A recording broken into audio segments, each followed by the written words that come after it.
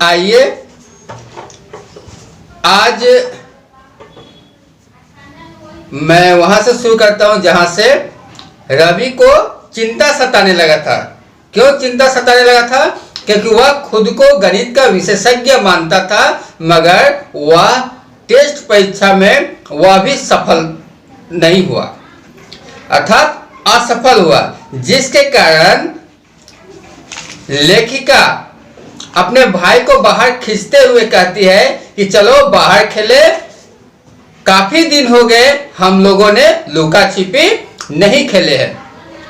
इस पर रवि बोलता है नहीं नहीं कहकर मैं कहते ही रुक जाता है। वह इसलिए क्योंकि उन लोगों को वह एकाएक रुक गया। क्यों रुक गया? क्योंकि उन लोगों के कानों में किसी के बड़े जोर से हंसने की आवाज सुनाई पड़ी। ये तो बगल वाले मकान के बगीचे से ही आ रही है। क्या कहा लोगों ने कि ये तो जो आवाज आ रहा है वह बगल वाले मकान के बगीचे से ही आ रही है। जिज्ञासावश मतलब अंग्रेजी में क्यूरियोसिटी, मतलब जानने की इच्छा। जिज्ञासावश हम बाड़ी पार कर भागे और अपने पुराने खेल के मैदान की तरफ झांकने लगे। बाउंड्री जो है, बाउंड्री उसको पार करके पुराने खेल के मैदान की तरफ दोनों झांकने लगे। वहां क्या देख रहे हैं दोनों? शंकर साहब अपने हाथों में एक गोल सी प्लेट फ्रिस्बी लिए घास पर लेटे थे। फ्रिस्बी खेलने का एक उपकरण है, प्लेट के तरह। उनका कुत्ता उनके चारों तरफ कुदकता फांदता उसे छीनने की कोशिश कर रहा था। वे तो हंस रहे थे। रवि धीरे से बोला, मुझे लगा जैसे मैं कोई स्वप्न देख रही हूं। शंकर साहब ने तभी ऊपर की ओर देखा और अपने पैरों पर उछल कर खड़े हो गए। तो रवि को यह देखकर एक स्वप्न सा लगा कि जो सर हमेशा गुर्राते रहते थे, हमेशा अनुशासन में रहते थे, उनको इस तरह हंसते हुए एक अलग रूप में देख रहे हैं, जिसके कारण उन्हें स्वप्न सा लगा। और इसे भी शंकर सर का नजर उन दोनों पर पड़ता है और तुरंत पैरों पर उछलकर खड़े हो जाते हैं। दो दिलचस्प दर्शकों को देखकर वे कुछ घबराए थे।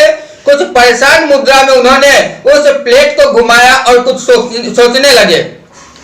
क्या तुम लोग भी खेलना चाहते हो? और तो शंकर सर सोचने के बाद क्या पूछे बच्चों से कि क्या तुम लोग खेलना चाहते हो? रवि मेरी अपेक्षा थोड़ी जल्दी होश में आ गया। हाँ सर, रवि ने फटाफट जवाब दिया। हाँ सर, उसने जवाब दिया और मुझे खींचते हुए उनकी ओर भागा। कुत्ता दौड़कर हमारे पास आया और हमारे हाथ चाटने लगे। कुत्ता का जो स्वभाव होता है, दौड़ के आता है, जैसे जान पहचानो उसके पास दौड़ के आता है और हाथ चाटने लगता है। और इधर रवि क्या किया? हामी भरते हुए अपनी बहन को खींचते हुए चल पड़ा। त्रिको तुम्हें चाहता है। जब कुत्ता हाथ चाट रहा था रवि का, तब शंकर साहब बोले कि त्रिको तुम्हें चाहता है। तो रवि ने साहस करके पूछा, त्रिको?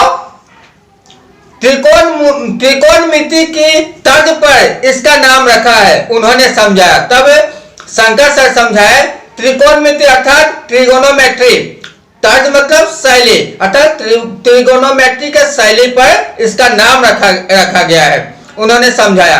आओ तुम लोग वहां खड़े हो जाओ, मैं या फ्रिस्बी तुम्हारी ओर फेंकूंगा। और इतना समझाकर बच्चों को भी अपने साथ फ्रिस्बी खेलने के लिए कहते हैं कि तुम लोग उधर खड़ा हो जाओ, मैं खेलता हूं।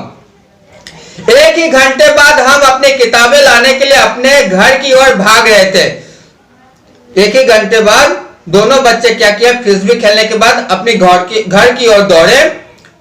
अब माँ देखो क्या पूछती है, तुम लोग कहां जा रहे हो? जब बच्चे अपने घर से वापस आ रहे थे सर के पास, तब पूछी उनके माँ पूछी कि कहां जा रहे हो? तो उन लोगों ने जवाब दिया, बगल वाले घर में शंकर साहब गणित के समीकरण हल करने में हमारी मदद करेंगे। तो दोनों बच्चों ने क्या कहा कि बगल वाले सर के घर में जा रहा हूं, वे हमारे गणित के समीकरण हल करने में हमारी मदद करेंगे। तो सोचने वाली बात है कि जो बच्चे सर से इतना घबराते थे, वे एक ही घंटा में ऐसा क्या हो गया जो वो दोनों सर के पास खुद ब खुद जाना पसंद किया किताब लेकर। दरअसल में जीवन में सुख शांति के लिए अच्छे पड़ोसी का होना जरूरी है। ऐसे पड़ोसी के साथ हमारा अच्छे संबंध बनाए रखना चाहिए। ऐसे पड़ोसी के साथ हमेशा अच्छे संबंध बनाकर रखना चाहिए। शंकर सर शिक्षक होने के साथ साथ एक पड़ोसी भी है। यहाँ बच्चों ने शंकर सर के रूप में एक अच्छा पड़ोसी पाया जो उनके सुख दुख का सहभागी बने। दुख इसलिए कि शंकर सर को देखते ही जहां बच्चों को पीड़ादायक क्षण गुजारना पड़ता था, वहीं दूसरी ओर वही सर सुख का कारण भी बनते हैं। उन बच्चों के साथ सर मिलनसार भाव से फ्रिस्बी खेलते भी हैं। अतः शंकर सर के कारण उनके सभी समस्याओं का समाधान होते हमने इस कहानी के द्वारा जान पाया। तो ये था कहानी जो कि 3 या 4 भाग में मैंने या फिर 5 भाग में मैंने इस कहानी को पूर्ण किया। आज ये आखिरी हिस्सा था। अब बच्चों कुछ सवाल है। आपके पड़ोसी कैसा है?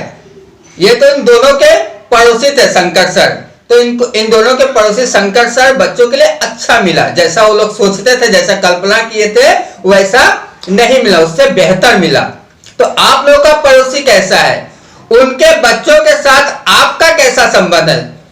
जाहिर है कि आसपास में और भी बच्चे होंगे, तो उन बच्चों के साथ आपका संबंध कैसा है? क्या मुश्किल समय में आप एक दूसरे का साथ देते हैं?